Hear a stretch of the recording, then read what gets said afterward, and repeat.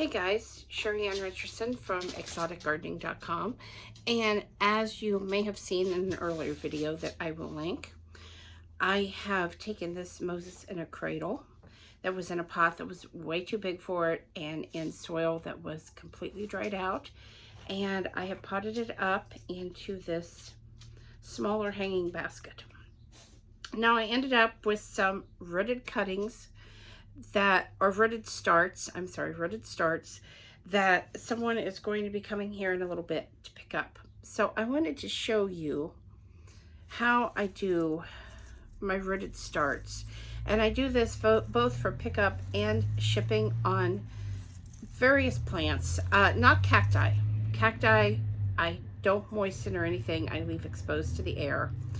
But since this Moses in a cradle is not technically a cacti, has roots, I set it on paper towels like this with the roots on the paper towel, and then I take a spritzer bottle. I want the paper towel to be damp, and I just kind of spritz. I don't want this dripping wet by any means.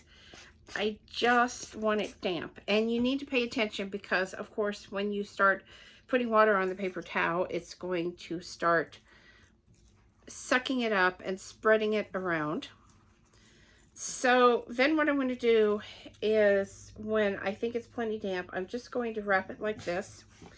And in order to prevent this paper towel from drying out, I'm going to take a little bit of plastic wrap and pull it out. Now if you don't have plastic wrap, you could also just put this in like a zipper bag, but I really like plastic wrap. And then if I'm shipping, I will put this in a zipper bag as well, just for the extra humidity and protection.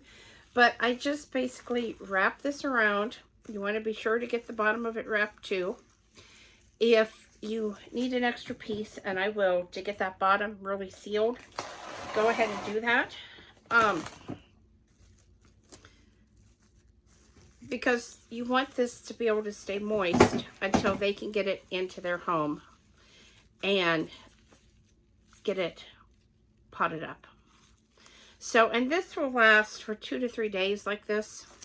I don't suggest that by any means, but for shipping, it's usually priority mail in 2 to 3 days. I had one fall out, so I'm kind of wanting to stick that back in because I'm wanting this to go with this set.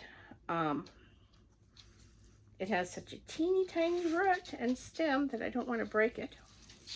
I think I'm going to have to unwrap because it's just the way these twist and turn.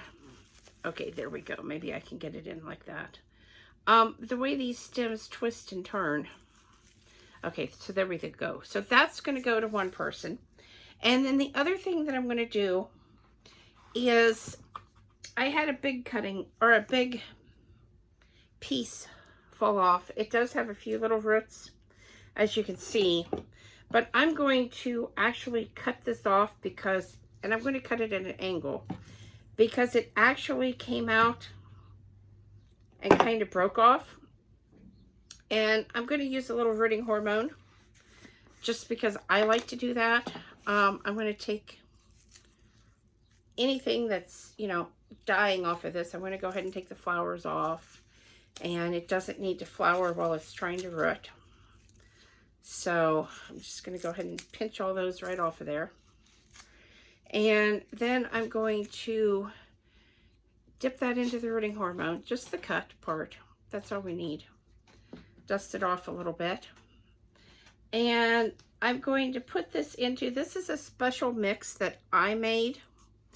It is a combination of organic potting mix from Burpee, just like that, and I'm just going to let that run.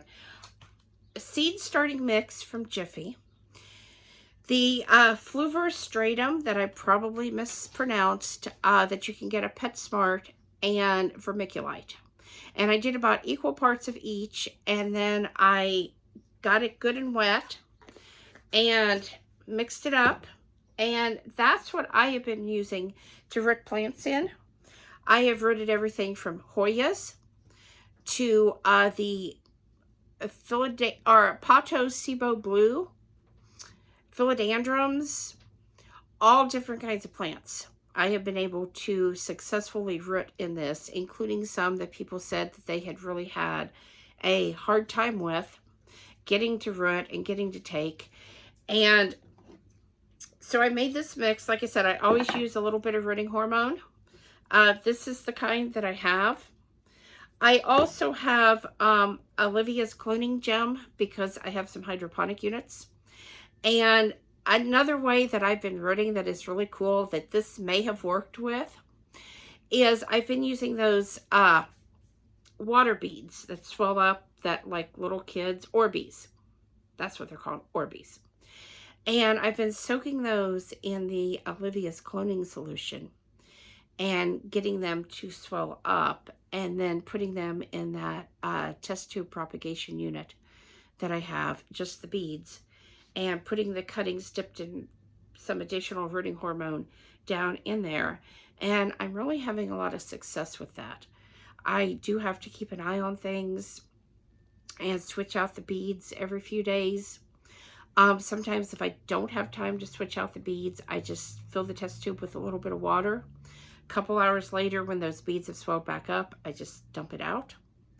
That has been working great, guys, and it's really easy. And I've got all different kinds of cuttings in there too. So, but anyway, for the Moses in the Cradle, like I said, this is how you would package it if you was going to ship it, or if you are gifting it to someone bare root and you don't know if they're going to immediately get it into some soil because you don't want the roots to dry out. These are not like cactus where it's okay for the roots to get some air.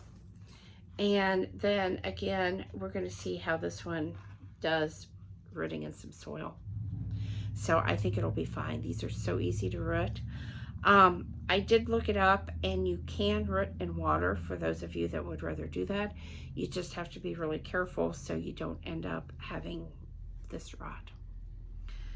I hope you guys will subscribe. We are going to have a lot more plant videos for you because I have a lot more plants to check out, see if the pot size is correct, check out the soil, see if the soil just needs redampening or if it needs refreshed, because I've decided I'm going to refresh soil by adding things to it instead of just tossing soil. Since I don't know anything about it, and if these plants were in the ground in a tropical environment, you would refresh the soil, not throw the soil away. So that's coming up. I've got a lot more of these plants that need divided, and we're going to be doing some propagation videos too, and we're going to see how this goes. If you guys have questions or things you want to know about this plant, please leave it in the comments below. That really helps me to be able to give you guys the content that you want. And I also wanted to show you, these are the flowers. Those are some buds. Let me spin this around here. I know in the other video it was so hard to see that flower, and this is the flower. Is that not just so cool? I'm going to try to scoot that a little closer.